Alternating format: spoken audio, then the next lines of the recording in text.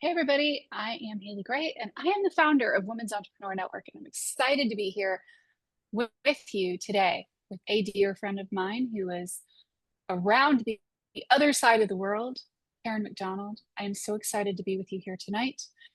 And hopefully, my internet will behave and be stable-ish. Um, and Karen is the founder of Wise Owl Legal Software. She is a crack accountant and the founder of Cascade Consulting, Accounting and Tax. And she does some amazing work with businesses. And, there is a lot here that goes into knowing your numbers. And we wanted to talk tonight about profitability, law firms, profitability, because I feel like a lot of people went to school to learn their craft, but they didn't learn the business side. They didn't learn how to do sales. They didn't learn how to track their hours and measure numbers and KPIs. And that's not what you went to school for, thought you signed up for. And yet here we are. So we're going to talk about profitability in a law firm. And I hope bring a pen and paper because Karen has some brilliant advice here. And, if you've got questions, put them in the chat below. Welcome, Karen. Hello, and thank you, Haley. Thank you for that Thank you. wonderful introduction, and I hope I can live up to all of her good wishes. It's great to be here today. I've worked with law firms for more years than I care to count, and I've worked with many, many businesses and helped them understand their numbers, know what the numbers mean, know what they're looking for. So I'm hoping that today we can unpack some gems for you and help you to be more in control of the numbers in your law firms. Yeah. You made a comment, and it's on your Wise Out Legal website, that 85% of law firms never reach their full potential. I don't think it's just law firms. I think that's probably an understatement. I think it's probably more like 95%. But we'll stick with 85%. We'll be conservative here. Tell me why you think that is. People get distracted. We're humans, damn it. We're not robots, we're humans. And a lot of the times we see things happening and we want to go and fix them. And Mhm. when we stay on task, we are way more productive. And I think that to reach your full potential, you really need to have a plan and to really stick to that plan. Mhm. Many business people are great at being rainmakers, and then Yeah. they get caught up in the admin that drags them under Mhm. because the admin's always there to be done. But if you're going off and dotting your I's and crossing your T's rather than going out there and building relationships and Mhm. making rain, and it's actually doing that right outside now. I can hear the Mhm. thunder because we're going to be making rain very shortly. But if you are distracted by the fine detail of the day-to-day running of your business, and you do that in place of the big ticket items that are going to bring in the bacon, then you're not going to reach your full potential. And that's not just for the odd lawyer or two, that's humanity. And every business owner is faced with that challenge. Yeah. And then you get to the opposite extreme of those people who don't attend to those fine details, and they come back and bite them if they don't delegate them to somebody. So the whole running a profitable law firm is a very fine balancing act. And you've got to keep your eye on a whole lot of balls. And yes, it's a big juggle, and you're juggling balls all the time. And it's which one is most important right now. Right. Um, Right. And which vulture do you feed at mm, any given point in time? And that's a real challenge in life and in business. Like, what thing do you need to most pay attention to right now? And a lot of times it's okay, I need to do what I need to do to pay the bills. But at the same time, if I don't do the time tracking that I need to do for billable hours, if you're doing billable hours, oops. I had coffee with a lawyer client on Monday, and he's dragging the chain. And I also run an accounting practice, as Harley was saying before. Mhm. And he's a client of Wiseowl and he's a client of the accounting practice. And he's in the naughty corner at the moment because our tax year finished. All our tax deadlines have all been and gone, and he should have had Right. 24 tax all filed. And we're still waiting for him to give us information. And Yeah. so he said, oh, it's so stressful and la, la, la. And I said, you've got to eat the frog. And he went, what? And I Hmm. said, yeah, sometimes you just have to eat a frog. You do. And then I went on to explain to him the productivity aspect of this thing is costing him money because his taxes aren't lodged. He's lost his next lot of extensions. Our having to keep coming back to the file all the time to see if he's given us any more is costing him money. And so anyway, I said, you've just got to eat the frog. And went and explained it to him and said, look, I'll send you some links when I get back to my computer. Right. And so I went back to my computer and Googled eat that frog and sent him some of the links about the productivity wins by going, okay, there's this horrible thing I've been putting off. I'm going to do it first up in the day, and then I can cross it off my list, and the rest of my day I'll be feeling relieved because that pressure isn't hanging over my head. Right. And, we can all do that. I often get up early and all the things that are hanging over my head from the day before or the week before, I jot down. And then I work out which one's going to put money in my bank quickest and start doing them. Right. Yeah. Well, and one of the things that I've heard the eat the frog. So the first thing you do in the morning is you eat the frog because you're eating the most unpleasant thing first. You're doing the most unpleasant, difficult thing first. But the other analogy I heard is that you killed the monkey. And I was like, you do what?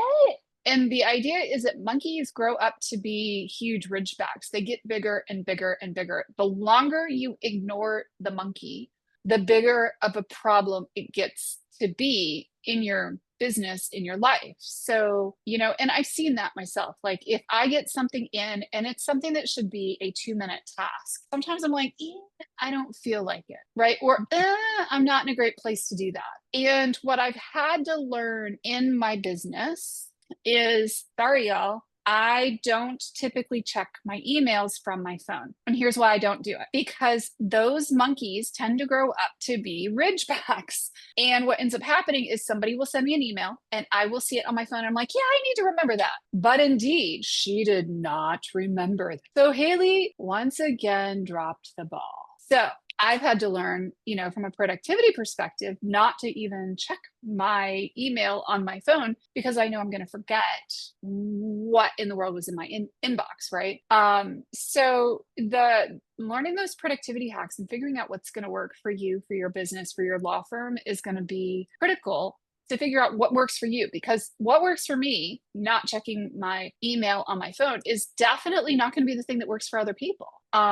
And like, the way that you track your time with a particular app or a particular way of doing things is definitely not going to be the same for me as it's going to be for you. But you have to find that way forward that is going to work for you and be the most effective to help you be the most profitable and get stuff done in the shortest amount of time with the least amount of tracking back and forth on the same task. Because who really wants to be doing these nasty tasks over and over again and keep tripping across them? And that's such a big time waster. It's costly, right? Like if your employees are tripping over the same thing over and over again and not able to just get it off, it's a huge productivity. Like one of the things Haley does, I will tell you, I do is I don't like schedule needless meetings. And I don't try to get everybody and their cousin into a meeting, because when I was in corporate, we used to have meetings to prepare for the meeting.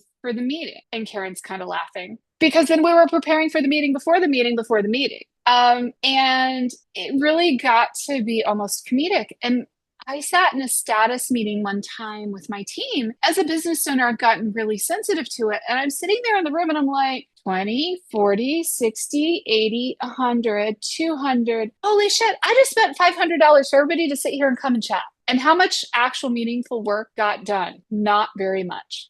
And I was like, holy crap. And so like, how do you recommend that a law firm gets started? Because you work with a lot of law firms. In the beginning, what are the best habits that they get into to start with? right out of the gate. Well, I'm a big believer in standardizing the way people work within a business. Mm-hmm. And writing down your procedures, yes, it can be yet another frog, but Oh, yeah. if you have a tool where you can write down a small procedure today, a small procedure tomorrow, and if that tool will be able to be organized in such a way that you can just keep adding to it, put some structure in what it's going to look like, and then have a standard way for people to work, that certainly is going to give you a unified approach to business within your business. And it also is a really good way of getting enough information together for new people coming into the firm to know how you do certain things. So yeah, having everybody work the same way stops rework. Rework's a killer. There's a gentleman in the museum in Christchurch, New Zealand, incredibly costly, that says, no one ever made money by doing something twice that they're only paid once to do. So stopping the rework is really high on the priorities. And one of the keys to doing that is making sure that you've got your processes in place and everybody knows how different functions within the office are going to be run. Mm-hmm. Yeah. And the other thing too, like I come from a software engineering background before I got my MBA. And how does that apply here? Well, one of the things that we had to learn, because I worked in all different aspects of the development cycle, is if we fixed something correctly and caught a problem before it escaped to a client, and escapes are incredibly costly. It was just vastly cheaper the sooner we caught a problem in the business cycle versus if we released something to the wild, it didn't go well, and then we had to go back and rework and go diagnose and figure out what was messed up, and the client was irate, and it was a huge hullabaloo. At last count, I remember that things that got into the wild, if it was a bug in software, literally cost about 250 times as much as a bug that was caught early in unit testing. And I'm like, wow. So, that just like stuck with me. And then like through the whole business process of developing things, I've seen that like the earlier we figure out like what the standard operating procedure is and have that like operations checklist, the better things go. And the better that checklist gets followed, because every time a step gets skipped on that checklist, on that SOP, something goes wrong. Maybe not the first time, but it definitely is going to go wrong because every step on that SOP exists for a reason. It's like your pilot on a plane, right? If they don't follow the entire checklist, plane's not going to crash every time. But it is better to follow the procedure. And it's those procedures that empower the boss to be away from the office. Because if you've written down how you want things done, if you're away for a couple of days, then nobody's wondering because it's printed in black and white. Yeah, and even better if it's online and you can search it. Now you have an really cool online system for Wiseout Legal, right? Yes. That documents everything end to end, which I think is really, really cool. So tell me about that. Wiseout Legal is a practice management software tool for lawyers. It has a document management system. It has time recording. It does your invoicing. It tracks your matter. It tracks all the contacts involved in the matter, be it clients, be it the other side, be it the barristers that might be appointed to act on the file. So you've got many, many aspects of the business are tracked within Wiseout Legal. The searching capacity of Wiseout is second to none. Excuse me. Finding documents, using your templates, pre-populating those templates with things you've already put in your matter file saves heaps and heaps of time because you're not typing the client's name and address 5 million times. We just use a field to pre-populate the forms, and that's great. And then beside the actual system, we've got an amazing help area, and that's all written in a product called Confluence, and it's an Atlassian product, and our help is there. There is a page for every single page in Wiseout, it has its own help page. And then as well as that, we have videos on how various modules work, how various modules interact with each other. We've got frequently asked questions.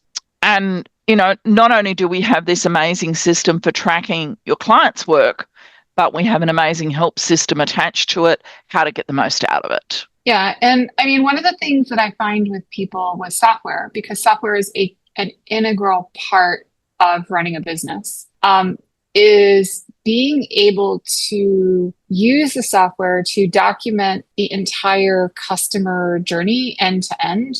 Because if you can start tracking all of your interactions, like with a client, you can start to track the details of the case. You can start to track all of the details of your conversations. You can track all of your time so that when somebody gets upset because they got billed for 923 hours because they kept calling you every 15 minutes, you have that proof that you actually did that work versus like, oh, they were calling me every 15 minutes, but I didn't track all my hours because they didn't have a good tool to do it. So now I'm only billing you for 600. And billing people who are the squeaky wheel, billing them frequently will show them that, well, hey, if you're going to ring up every day, it is going to be recorded. And it makes them think twice before they call if they're getting regular bills showing each call has been tracked. Right.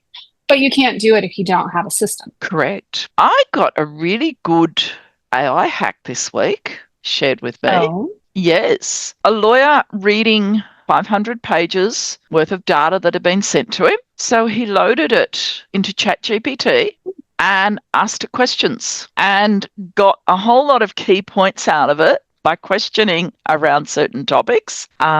And so it enabled him to get through his 500 pages a lot faster. And he also asked it to give him a summary of the key points in 3 pages. Nice. So he used a variety of AI tools, but basically it helped him get the key points out of get the cliff voluminous amounts of documents so that he could get to the crux of the matter a lot quicker. That's a really good use of AI, in my opinion. It's really good at distilling information down and pulling key points out of things. Now, does it hallucinate? Occasionally. Does it have bad days? Yeah, every once in a while. But in general, I would say that's been my observation is if you feed it vast amounts of data, it's going to tend to do that really well. Like you can feed it spreadsheets and you can tell it to go look for things or anomalies or other things. But it's really cool. So tell me about like the time billing and the time tracking is obviously one of the things that's super important, but like, let's get real. Everybody runs their business a little different. Some people time record, some don't. Right. And everybody you and I were having a discussion recently about a particular feature in another platform that you and I use very differently. Let's talk about custom fields because not everybody uses the same fields to do the same things. So tell me how people can customize things in Wiseout Legal and use different custom fields, etc., to customize it for their business so that it's not one size fits all. When Wiseout ships, it's virtually an empty database. And there are lists upon lists upon lists upon lists. And we import them from spreadsheets. Now, we have all the common lists all set up in spreadsheets. And what we do is we interview the client before we set their database up to find out what they do as standard operating procedures, which are common across most law firms, and what they do as a bespoke activity. Right. So the information gathering we do around this enables us to go, okay, this 85% of our list they're going to want straight in. Then we have custom fields in all sorts of areas. We have them in the firm, we have them in the contact or the client list, and then we have custom fields on steroids in the matter. Now, the type of law that's been undertaken will determine what document packs you need, and that will determine what custom fields you need. So we will go and get a set of standard forms for a particular type of law. So, for example, the Australian family law forms, in our family law pack, we have all the fields that need to go into those forms. If we switch jurisdictions, what we can do is then go, okay, we're looking at family law. We'll start with the fields, the custom fields that we've got already, and then we'll look at the documents and the requirements of the next jurisdiction and see what needs to change. So we can leave in as many as we want, we can take some out, we can add some more. The beauty about our custom fields is they all come in from spreadsheets. And so we don't have to start with a blank canvas, which is always a good place to start. We also have test databases, so we can set up what your set of particular custom fields are going to look like in a test database. You can use them, Right. We'll give you access, and then you can tell us whether you like them, whether there's too many, whether there's not enough, and we can make sure that what we're offering you is going to be relevant to how you're going to use them. But yeah, we have literally unlimited custom fields. We organise sections within our matter, and then within there, each section, we might have 24 custom fields. And we can have a text field. We can pull a contact's name and address, an email. We can have a tick box. And some of the tick boxes, we've got an entire, paragraphs appear and disappear based on tick boxes. Right. Which is really good when you've got conditions involved. So, yeah, we're really proud of our custom fields, and they are so flexible. We had somebody come to us a while ago, and they had all these complicated merger and acquisition documents. And in a matter of 2 hours, we were able to set up a set of custom fields that totally catered for their merger and acquisition documents. And they were pretty much done from scratch. And the client was just so impressed that, these documents are not stock standard. They know that. And we were able to get them set up to work for their firm in such a short amount of time. We offer for people who want to do it themselves, we will teach them. And the bigger firms certainly want to learn. But for a small firm, it's not really a cost-effective exercise because it's something you might do once and then not touch it for 3 to 6 months. And so in those situations, you're better off to outsource that to us. Right. Well, and that's one of those things is that goes back to eating the frog, figuring out what forms you have, what forms you need, how to set up your templates. Because when you can start automating and setting up templates for things and saying, this is this type of form, this is how we do the billing, this is how we do these things, and adding those bits and pieces of, software and tracking into your business, you become more profitable almost without trying to. You reduce a lot of the stuff that you probably don't enjoy doing, typing in, such and such, blubbity, blubbity, blubbity, blubbity, blubbity, blubbity, blah, at this in North Carolina. And then, phone number this, oh crap, I typed in the wrong phone number. Go back. So we can automate all that for you. Right. That's a big frog. It's a really big frog.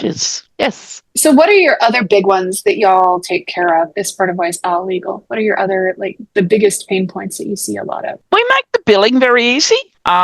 Many of our competitors, you only have one go at a bill. We have a draft bill. You can edit that to your heart's content. You can delete it and start again. And still, if you've put your time entries in through the time module and not at the last minute billing time, you can then delete the bill and then pull in part of it. Yesterday, we had a situation where the client was upset because they wanted the bill split in half based on some criteria. We were able to very quickly delete that bill and then recreate 2 bills instead of 1. And that had already been sent out. So we just let the client know that that bill had been cancelled, and we reissued it with 2. Right. Ignore that bill. Next one coming. Now do it. Beautiful stuff. Yeah. Oh, they've requested that we split it. Love it. Yeah. And you guys do a lot helping people get their trust accounting straight too, right? Yeah, well, the beauty of having WiseAL and Cascade Accounting and Tax together, they're 2 separate businesses, but most of our team works across both of them, means that the law firms that don't want to be fussing with their trust account every month and doing all the reconciliations and that, and they're too small to have a a full-time bookkeeper, we offer the service of reconciling their trust account at the end of every month. We then go, you need to enter this, you need to identify this, and we give them a list of what needs to be done, and then they're able to get on and do it. And next month when we reconcile, all those issues have been fixed. And when the auditor comes in, the world's a happy place. I love that. Prevention of problems. Eating the frog while it's small. Yes. Oh, look, so many people can get so stressed out by not knowing what to do with their trust account. And it's not what they do, it's what they don't do.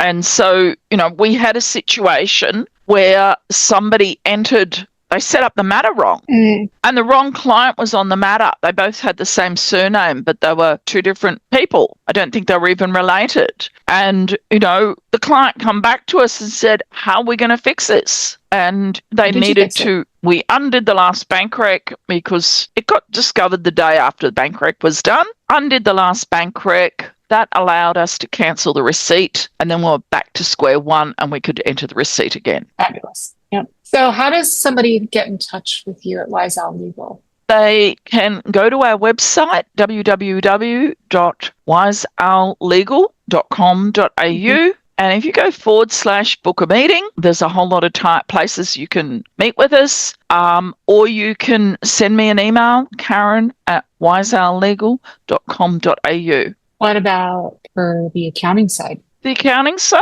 Karen at Cascade Accounting and Tax, Karen at cascadeat.com.au, or you can go to our website, cascadeat.com.au. Love it. Thank you so much for being a guest of mine today. I hope to see you back here soon. And we'll go try to find some gnarly topics that are getting people wound up and tied up in knots in their businesses. Thank you so much. Thank you, Hayley. It's been my pleasure. Do this. Thanks. Bye.